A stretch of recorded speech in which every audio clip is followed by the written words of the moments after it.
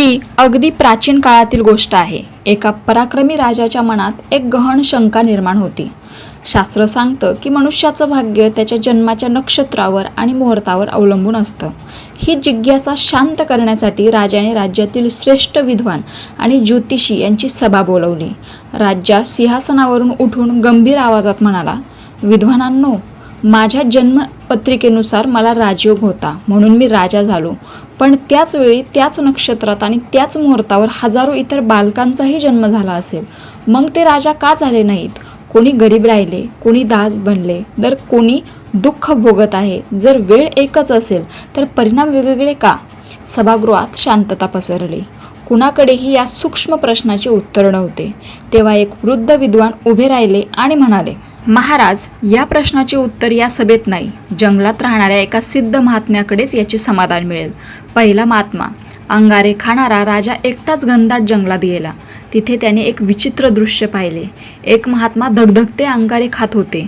राजाने प्रश्न विचारला तर महात्मा रागाने म्हणाले, मूर्खा, मी भुकेला आहे, तुझे प्रश्न नंतर विचार, पुढे जा, तुला दुसरा महात्मा मिळेल. दुसरा महात्मा, स्वतःचे मांस खाणारा राजा पुढे गेला. दुसऱ्या महात्म्याला पाहून तो हादरला. तो स्वतःचे मांस नोचून खात होता. त्याने प्रश्न विचारायचा प्रयत्न केला तर महात्मा म्हणाले, मी स्वतःची भूक भागवत आहे, पुढे जा. एका आदिवासी गावात एक बालक जन्म घेणार आहे जो तुला उत्तर देईल. तिसऱ्या टप्प्याला नवजात बालकाचे उत्तर. राजा रात्रभर प्रवास करून पहाटे त्या गावात पोहोचला. नवजात बालक जन्माला आले. त्या बालकाच्या चेहऱ्यावर तेज होते. तो हसत म्हणाला, राजन, माझ्याकडे वेळ कमी आहे, नीट ऐका. तर ही आहे 7 जन्मांपूर्वींची कथा. मागील जन्मात आपण 4 भाऊ होतो. राजकुमार, जंगलात हरवलो आणि 3 दिवस उपाशी राहिलो. शेवटी थोडं पीठ मिळालं आणि आम्ही 4 भाकऱ्या केल्या. तेव्हा एक वृद्ध महात्मा आले. पहिला भाऊ, जो अंगारे खाणार होता, तो म्हणाला अगदी रागाने, मी तुला दिलं तर मी काय अंगारे खाईन का? आज तो अंगारेच खात आहे. दुसरा भाऊ, जो मांस खाणार होता, तो म्हणाला, मी माझं मांस खाऊ का? आज तो स्वतःच मांस खात आहे. आणि तिसरा भाऊ, जो हा स्वतः बालक आहे, तो म्हणाला, मी स्वतः उपाशी आहे, आज मी जन्म घेऊनही उपाशी मरत आहे.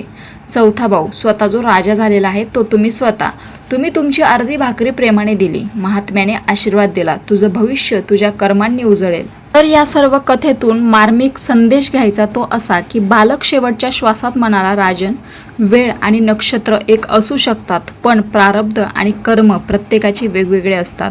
एकाच बागेत अनेक फुले एकत्र फुलतात, पण प्रत्येकाचा रंग, सुगंध आणि फळ वेगळे असते. नक्षत्र फक्त संधी देतात, पण त्या संधीचं भाग्यात रूपांतर करणं हे मनुष्याच्या कर्मावर अवलंबून असतं. इतके बोलून बालक शांत झाला. यावर निष्कर्ष असा की राजाला उत्तर मिळाले. त्याचा राजयोग केवळ नक्षत्रामुळे नव्हता, तर त्याचा निस्वार्थ दान आणि सत्कर्मामुळे होता. कर्म हेच खरं भाग्य घडवतात. रामकृष्ण हरी.